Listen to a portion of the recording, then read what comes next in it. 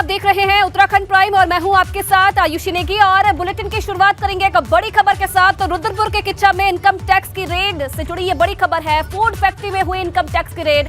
राजस्थान सरकार के मंत्री के भाई की फैक्ट्री और आवास पर छापा मारा है। राजेंद्र यादव के भाई विजय यादव की फैक्ट्री पर छापा मारा है आईटी ने और इनकम टैक्स की 2 टीमों ने दस्तावेज खंगाले हैं। ये बड़ी जानकारी फिलहाल मिल रही है। किच्चा में भी आईटी की रेड हुई है। यहाँ राजेंद्र यादव राजस्थान में मंत्री हैं, इनके भाई के ठिकानों पर छापामार कार्रवाई आज की गई है। सरकार में राज्य मंत्री के घर पर किच्छा स्थित आवास पर उनके वहां छापा पड़ा है। इनकम टैक्स की टीम द्वारा उनके वहां छापा पड़ा है। आप देख सकते हैं मैं उनके इस समय घर पर मौजूद हूं। राजेंद्र यादव हैं, राजस्थान सरकार में मंत्री हैं, उनके घर पर छापा पड़ा है। आपको बता दें राजस्थान सरकार की गहलोत सरकार की जो उच्च शिक्षा एवं गृह राज्य मंत्री और कठपुतली से विधायक राजेंद्र यादव का ये घर है, जहां पर उनके वहां छापा पड़ा है। इनकम टैक्स की टीम के द्वारा ये पूरा छापा मारा गया है। बताया जा रहा है कि कुछ दिन पहले राजस्थान सरकार में मिड डे मील घोटाला हुआ था। मिड डे मील घोटाला में जो यादव है राजेंद्र यादव, इनका नाम आया था। उसके बाद में इनके पहले ही राजस्थान में कई ठिकानों पर छापा मारा गया था। अब इनके उधम सिंह नगर के किच्छा स्थित आवास पर इनकम टैक्स की सुबह टीम के द्वारा छापा मारा गया है और पूरी तरीके से अभी भी टीम यहाँ पे मौजूद है। 5 टीमें बताई जा रही हैं जो इस कार्रवाई को अंजाम दे रही हैं और अभी टीम के द्वारा छापेमारी अभियान चलाया जा रहा है। और जो मिड डे मील घोटाला हुआ था उसमें राजस्थान सरकार कि जो मंत्री हैं उनका नाम पूरे मामले में सामने आया था और जो घोटाले के बाद से ही लगातार उनके पीछे जो इनकम टैक्स की टीम है वो पड़ी हुई है। उनके वहाँ रेड डाली जा रही है और आज सुबह 8:30 बजे लगभग यहाँ टीम पहुँच गई थी किच्छा स्थित आवास पर और राजस्थान में भी बताया जा रहा है कि छापा मारा जा रहा है। विकास कुमार, एपी गंगा।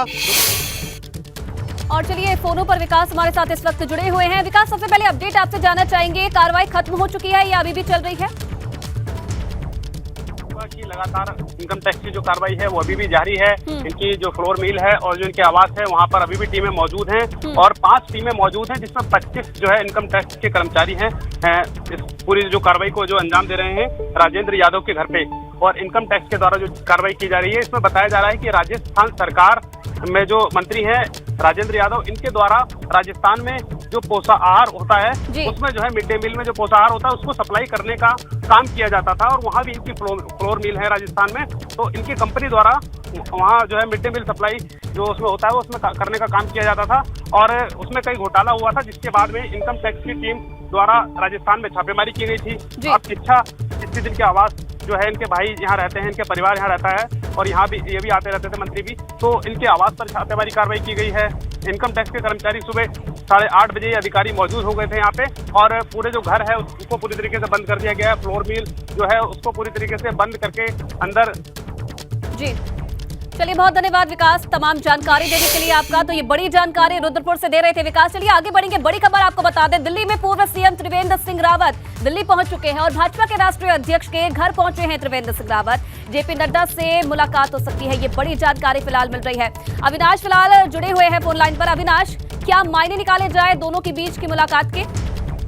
जी देखिए, अगर बात करें तो 11:30 बजे करीब पूर्व मुख्यमंत्री त्रिवेंद्र सिंह रावत पहुंचे थे पार्टी के राष्ट्रीय अध्यक्ष जेपी नड्डा घर में। 1.5 घंटे का वक्त हो चुका है। अभी भी पार्टी के राष्ट्रीय अध्यक्ष जेपी नड्डा के आवास से है, मुलाकात चल रही है। क्योंकि जिस तरीके से पूरी गड़बड़ियां हुई हैं विधानसभा चाहे भर्ती घोटाले को लेकर की बात हो चाहे यूके SSS को लेकर के, तो कई सारे ऐसे पार्टी के वरिष्ठ नेता हैं जिनको राष्ट्रीय आला कमान बुला रहा है और यहाँ पे बुला करके पूछ रहा है, फीडबैक ले रहा है कि किस तरीके से तमाम सारी गड़बड़ियां हुई है, क्या कुछ इसमें रहा है, कौन लोग दोषी हैं, किस तरीके से आगे बीजेपी को इस पर कार्रवाई करनी चाहिए। तो उसी फीडबैक की कड़ी में अगर बात करें तो पूर्व मुख्यमंत्री त्रिवेंद्र सिंह रावत भी यहाँ पे पहुंचे। इससे पहले अगर बात करें तो खुद विधानसभा अध्यक्ष रितु खंडूरी भी यहाँ पे मुलाकात करके जा चुकी हैं। उसके पहले अगर बात करें तो स्वास्थ्य मंत्री धन सिंह रावत भी यहाँ पे आए हुए थे और इसके अलावा अगर बात करें तो पार्टी के कई सारे वरिष्ठ नेता अब पार्टी के राष्ट्रीय अध्यक्ष से मुलाकात कर रहे हैं और जो सिनेरियो अभी उत्तराखंड में क्रिएट हुआ है उसको लेकर के अपना फीडबैक दे रहे हैं। जी चलिए, धन्यवाद अविनाश तमाम जानकारी देने के लिए आपका। तो त्रिवेंद्र सिंह रावत से मुलाकात कर रहे हैं इस वक्त राष्ट्रीय अध्यक्ष जेपी नड्डा और जिस तरीके से भर्ती घोटाला हुआ है उत्तराखंड में उसे लेकर फीडबैक दिया जा रहा है।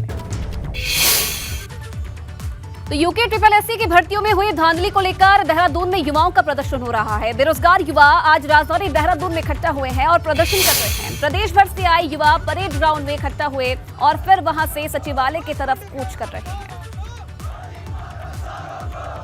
तो तस्वीरें आप देख रहे हैं, भर्तियों में गड़बड़ी को लेकर आज युवाओं की तरफ से प्रदर्शन किया जा रहा है। बड़ी संख्या में जो युवा हैं मौके पर मौजूद है, प्रदर्शन कर रहे हैं। में गड़बड़ियों की पूरी तरीके से बाढ़ आई हुई है और आज परेड ग्राउंड में युवा बड़ी संख्या में मौजूद हैं जो कि अपने आक्रोश को बताने के लिए सचिवालय कूच करने जा रहे हैं। तो आज आप देख सकते हैं किस तरीके से परेड ग्राउंड में पूरी भीड़ यहाँ पर जो है युवाओं की लगी हुई है और जो भर्ती धांधली हुई है, जिस तरीके से यूके SSSC स्नातक स्तरीय परीक्षाओं की बात करें, सचिवालय रक्षा की तमाम ऐसी परीक्षाएं हैं जिनमें अरेस्टिंग भी हो चुकी है, लेकिन जो युवा यहाँ पर एकत्रित हुए हैं उनकी सीधे तौर पर अब मांग है कि सरकार को इस पर CBI जाँच करानी चाहिए और अभी तक जितनी भी भर्तियाँ। और चलिए क्या स्थिति है फिलहाल मौके पर, तमाम जानकारी देने के लिए इस वक्त रवि कैंतुरा सीधा लाइव हमारे साथ जुड़ रहे हैं देहरादून से। रवि, देखिए कहीं ना कहीं भर्ती घोटाले का जो ये मामला है ये थमता हुआ नजर नहीं आ रहा है। युवाओं की तरफ से प्रदर्शन किया जा रहा है, क्या मांगे फिलहाल इनकी तरफ से की जा रही है? जी बिल्कुल, देखिए जो तस्वीरें थी वो परेड ग्राउंड की थी और इस वक्त यहाँ पर तमाम बेरोजगार हैं वो यहाँ पर इस वक्त सचिवालय के समीप हैं, जो कि पूरी तरीके से आप देख सकते हैं कि कितनी भीड़ में यहाँ पर तमाम जो बेरोजगार युवा है वो जुटे हैं। और एक ही मांग है कि जिस तरीके से STF इस पूरी भर्ती जो गड़बड़ियाँ है उस पर जाँच कर रही है, उससे आगे इस जाँच को बढ़ाते हुए CBI को देनी चाहिए। तभी इस जाँच पर जो तमाम जो बेरोजगारों का आरोप है कि काफ़ी ऐसे सफ़ेद पोश लोग हैं जो इस पूरी घटना में शामिल हैं, इस गड़बड़ी में शामिल हैं और उनको STF की गिरफ्त से वो बाहर हो जाएंगे, वो बच जाएंगे। और यही वजह है कि जो जांच है वो CBI को सौंपनी चाहिए। अच्छा रवि, जरा कोशिश कीजिए इन युवाओं से बातचीत करने की भी, क्या मांग और ये कर रहे हैं इनसे जरा पूछिए। बिल्कुल, कहाँ से आए, क्या नाम है आप? मैं करणपुर से आया हूँ सर। वैसे किस तरीके से देख रहे हैं, क्योंकि STF तो जांच कर रही है, अब आप क्या मांगे? सर हमारी एक ही मांग है कि CBI जांच हो और पुनः परीक्षा हो, 3 महीने के अंदर पुनः परीक्षा हो, यही मांग है सर हमारी। पुनः परीक्षा और CBI जांच। आज इतना बड़ा आक्रोश आप लोगों में दिखाई दे रहा है, सरकार को क्या चेताना चाहते हैं? हम सरकार को अपनी पावर दिखाना चाहते हैं कि बेरोजगारी कितनी है उत्तराखंड में। सारी भर्तियां उत्तराखंड में जितनी SSC में सब में धांधली हुई है और हम यही मांग करते हैं सरकार से कि CBI जांच हो और सपोतपोषों के नाम सामने आए। देखिए तमाम जो युवा हैं वो यहाँ पर बहुत बड़ी संख्या में हैं और आप ये देख सकते हैं साफ तौर पर कि एक ही मांग है कि जो भर्तियाँ हुई हैं उनको ख़त्म किया जाए और उसके बाद दोबारा जांच की जाए। तख्तियाँ लेकर हैं असिस्टेंट प्रोफेसर और जो लिखित परीक्षा कराए सरकार और भी जो तमाम लोग हैं शामिल हैं। बताइए सर। मैं जितेंद्र डोंडियाल, हम उत्तराखंड सरकार से लगातार मांग करते आ रहे हैं कि यहाँ पर जो असिस्टेंट प्रोफेसर की भर्ती है इसमें लिखित परीक्षा करवाई जाए, क्योंकि ये API सर एक एकेडमिक गुणांक के आधार पे इंटरव्यू कॉल करे और सीधे 100 नंबर के आधार पे इंटरव्यू बुला रहे हैं, जो कि एक धांधली का रवैया चलता जा रहा है। और हमारी लगातार युवाओं की मांग है कि इतने बड़े पद पे तुम इस प्रकार के 100 नंबर के इंटरव्यू को बेस मानते हुए, क्योंकि और भर्तियों में भी क्लास 1 की क्लास 2 की भर्तियों में 85-15 जैसा रेशियो रहता है, तो इसमें भी 85 और 15 के लिखित 85% और 15% इंटरव्यू की लगातार हम मांग करते जा रहे हैं। देखिए अगर इस तरफ देखें तो बहुत सारे युवा है, लेकिन रवि कहीं ना कहीं देखिए गुस्सा जो घोटाला हुआ है उस पर साफ तौर पर युवाओं का देखने को मिल रहा है। अब देखने वाली बात है कि सरकार की तरफ से क्या आश्वासन दिया जाता है। बहुत धन्यवाद आपका तमाम तस्वीरें दिखाने के लिए। तो यूके SSSC पेपर लीक मामले में अब तक वैसे तो कई गिरफ्तारियां हो चुकी हैं, मगर मास्टरमाइंड यानी कि सैयद सादिक मूसा और उसका साथी योगेश्वर राव अभी भी STF की गिरफ्त से बाहर है, मगर मूसा STF को चकमा देकर फरार हो गया।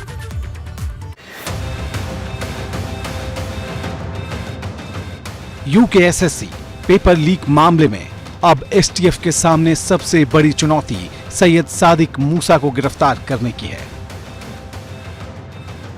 मूसा यूपी के धामपुर और लखनऊ में बैठकर अपने गिरोह की मदद से उत्तराखंड में पेपर लीक करवा रहा था। पेपर लीक मामले में गिरफ्तार किया गया केंद्रपाल मूसा का बेहद करीबी है।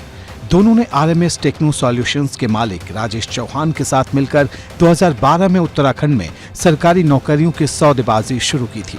मूसा और केंद्रपाल करोड़ों रुपए में राजेश चौहान से पेपर लीक करने की डील करते थे। मगर सबसे बड़ा सवाल यह है कि आखिरकार मूसा है कहां?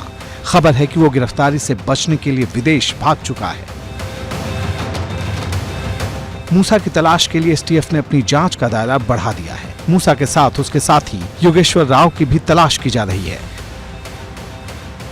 हमारी जो इन्वेस्टिगेशन है उसमें कहीं ना कहीं 2-3 जगह पर नकल कराई गई थी। एक हल्द्वानी के सेंटर से जो कुमाऊं क्षेत्र में हुआ था, साथ ही साथ इसमें धामपुर जो उत्तर प्रदेश का वहाँ भी पाए गए थे, और एक हमारी लाइन चल रही थी जिसमें कुछ कर्मचारी जब वो PRD एक्स PRD जवान और जो कुछ कोर्ट के कर्मचारी थे जिनके माध्यम से परीक्षाओं को अलग अलग जगहों पर लीक करके कराया गया था। तो सभी जगह से कहीं ना कहीं हमारे जो लिंक मिले हैं वो जो हमारे मुख्य सरगना और जो उत्तर प्रदेश से जो हमारे 2 लोग हैं जो फरार हैं, सादिक मूसा और जो योगेश्वर राव, वो कहीं ना कहीं उनसे जुड़ रहे थे। उनकी गिरफ्तारी के बाद हम सारी चीज़ों को स्पष्ट कर पाएंगे कि उनका रोल आगे कहाँ तक था या वो कब से इसमें लिप्त थे। एसटीएफ को खबर लगी है कि पेपर हाथ में आने के बाद मूसा गैंग कुमाऊं और गढ़वाल मंडल में अपने गुर्गों के जरिए अभ्यर्थियों तक पेपर पहुंचाते थे। इसके लिए हर अभ्यर्थी से लाखों रुपए लिए जाते थे। पहले तो एसटीएफ छोटे छोटे गुर्गों को ही इस गिरोह का मास्टरमाइंड मानकर चल रही थी, लेकिन जैसे जैसे गिरफ्तारियों का आंकड़ा बढ़ा तो मास्टरमाइंड बदलने लगे। केंद्रपाल के गिरफ्त में आने के बाद एसटीएफ को पता चला कि इस गिरोह का संचालन सादिक मूसा कर रहा था। एसटीएफ मूसा तक पहुंचती इससे पहले ही वो गायब हो गया। अब मूसा कहां है, इसका जवाब फिलहाल एसटीएफ के पास भी नहीं है। एबीपी गंगा के लिए देहरादून से रवि कैंतुरा की रिपोर्ट।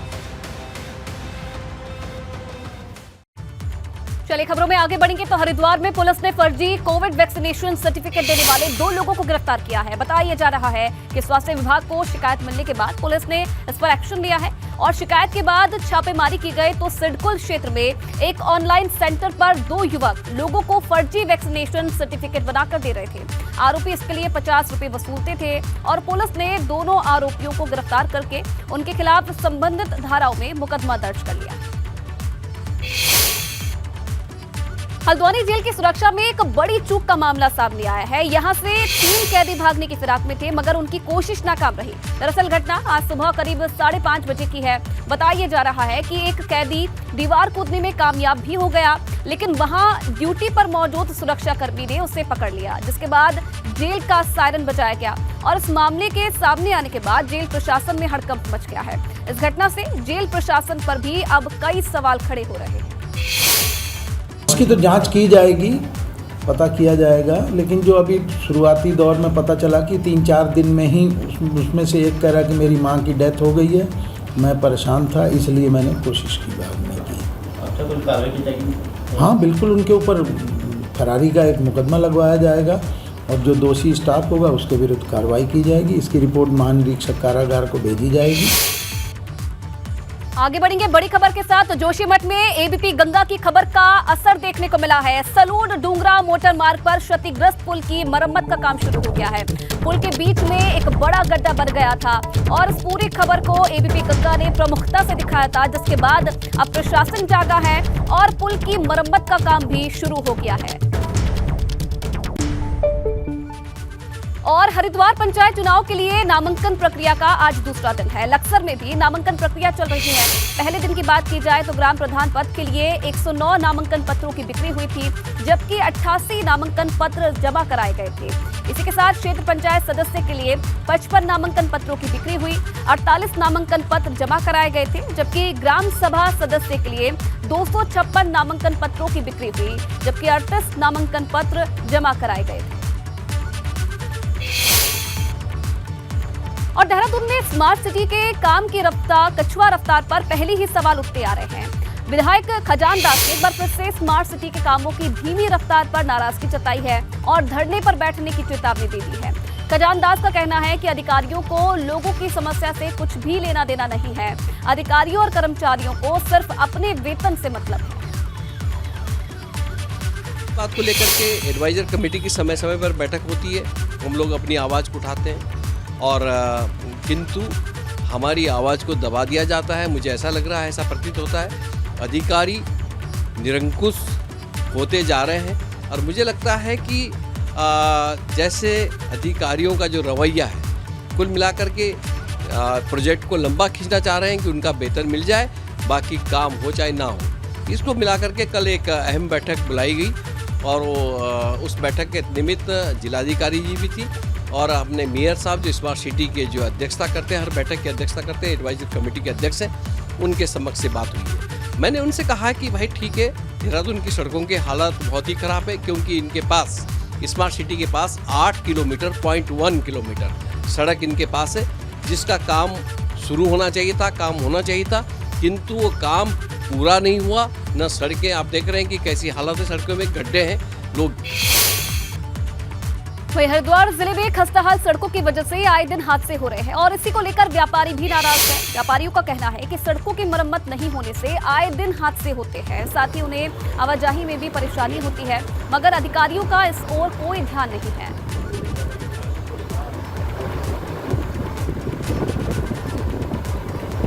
तो ये तस्वीरें भी आप देखिए किस तरीके से सड़कों की हालत खस्ताहाल है, जिसके कारण जो आमजन है उन्हें परेशानी का सामना करना पड़ता है। और इसी बीच एक बड़ी खबर आ रही है देहरादून से। यहाँ शादाब शम्स बनाए गए हैं उत्तराखंड वक्फ बोर्ड के नए अध्यक्ष। बड़ी जानकारी, निर्विरोध चुने गए हैं उत्तराखंड वक्फ बोर्ड के अध्यक्ष। सचिवालय में उत्तराखंड वक्फ बोर्ड के नए अध्यक्ष का चुनाव हुआ था, जिसमें शादाब शम्स अब उत्तराखंड वक्फ बोर्ड के अध्यक्ष बने हैं। ये बड़ी जानकारी मिल रही है, निर्विरोध उत्तराखंड वक्फ बोर्ड के अध्यक्ष चुने गए हैं। बढ़ेंगे, बात करेंगे विकासनगर की। यहाँ उप जिला चिकित्सालय में चोरों के आतंक से लोग परेशान हैं। अस्पताल में मोबाइल ठग खुलेआम घूम रहे हैं, जो कि आए दिन लोगों को शिकार बना रहे हैं। ठग कॉल करने के बहाने में मोबाइल लेते हैं और फिर मौके से फरार हो जाते हैं, जिसकी सीसीटीवी तस्वीरें भी अब सामने आई है, लेकिन अभी तक पुलिस इन ठगों को गिरफ्तार नहीं कर पाई है। और चलिए एक बड़ी खबर आपको बता दें तो हेमकुंड साहिब के कपाट 10 अक्टूबर को बंद होंगे। हेमकुंड गुरुद्वारा ट्रस्ट का कहना है कि इस यात्रा सीजन के दौरान अब तक हेमकुंड साहिब में 2,15,000 श्रद्धालु आ चुके हैं। आपको ये भी बता दें कि इस साल हेमकुंड साहिब की यात्रा 22 मई से शुरू हुई थी। है कि इस वर्ष अभी तक 2,15,000 श्रद्धालु इस पवित्र स्थान पे दर्शन कर चुके हैं। हेमकुंड साहिब ट्रस्ट की हुई बैठक में यह निर्णय लिया गया है कि इस वर्ष हेमकुंड साहिब के कपाट 10 अक्टूबर को दोपहर 1 बजे बंद कर दिए जाएंगे। सभी यात्रियों से सविनय निवेदन है कि 10 अक्टूबर से पहले श्री हेमकुंड साहिब के दर्शनार्थ अपना कार्यक्रम बनाएं। वहीं उत्तराखंड में इन दिनों नंदा सुनंदा महोत्सव की धूम नजर आ रही है। लोग मां नंदा सुनंदा की पूजा अर्चना कर रहे हैं और उनका आशीर्वाद भी ले रहे हैं।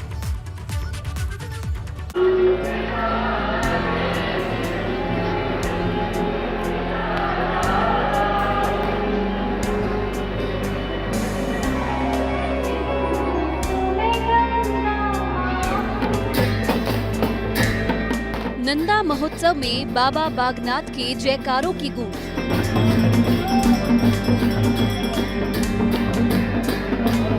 नंदा सुनंदा महोत्सव पर बागेश्वर में सरयू नदी का तट जगमग है।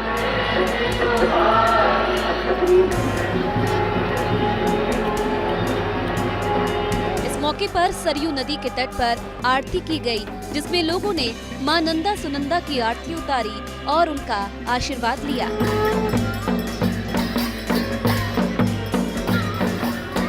पूरे क्षेत्र के साथ अयोध्या तक जाती है और सबको पवित्र करती है और इनकी आरती करना ये बहुत विशेष बात है। और यहाँ दशनाम जुड़ना अखाड़ा प्रत्येक दिन जो है इनकी आरती करता है।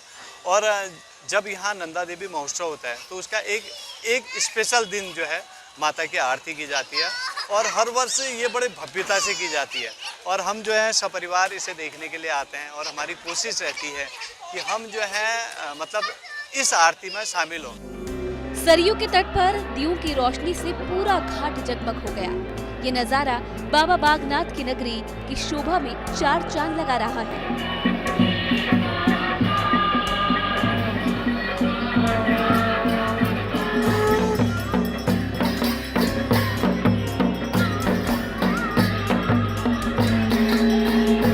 उधर अल्मोड़ा में भी नंदा सुनंदा महोत्सव की धूम नजर आ रही है। लोग मां नंदा सुनंदा की आराधना कर रहे हैं। कोरोना महामारी के 2 साल के बाद ये मौका आया है और इसीलिए लोगों में उत्साह है।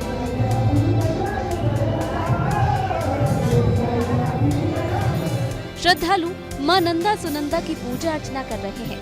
जाप भी चल रहा है।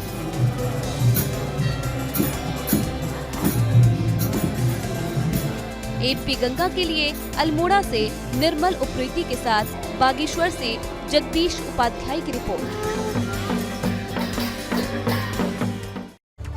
और चलिए इसी के साथ फिलहाल इस बुलेटिन में इतना ही। तमाम खबरों के लिए आप बने रहिए एबीपी गंगा के साथ।